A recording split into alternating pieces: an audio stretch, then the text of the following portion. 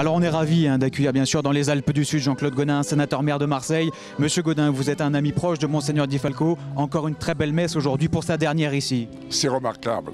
Je suis très ami avec lui depuis notre jeunesse. J'ai assisté à toutes ses ordinations. C'est un prêtre et un évêque qui a donné un élan extraordinaire aux chrétiens des Hautes-Alpes. Qui plus est, avec l'initiative de faire chanter les prêtres. Je disais un jour aux nonces apostoliques qui me questionnaient, il me disait « Mais Monseigneur Di Falco, il assiste à tous les concerts ?» Je dis « Oui, mais il est capable au Dôme de Marseille de faire réciter le Notre Père à 5000 personnes. » Vous en avez beaucoup des évêques qui font ça? Une grande fidélité en plus vous avez envers lui, vous le suivez depuis des années. Oui, tout à fait.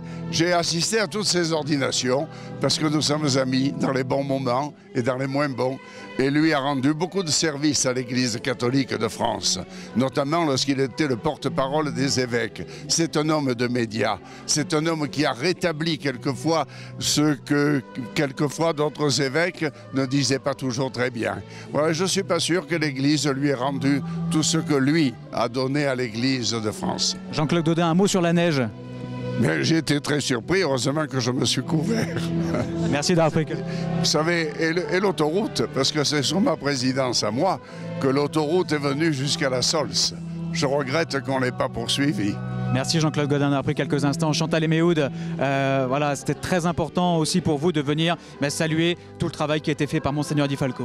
Oui, Monseigneur Di Falco, évêque de Gap et d'Embrun, qui était à son arrivée évêque de Gap et d'Arles et qui a créé l'évêque de Gap et d'Embrun. Donc on lui doit beaucoup, le département lui doit beaucoup en termes d'image, en termes d'activité. Il a réussi à faire un travail extraordinaire au niveau de l'église, donc on lui doit beaucoup et on est reconnaissant du travail qu'il a fait pour nous. Merci d'avoir pris quelques instants. À très vite.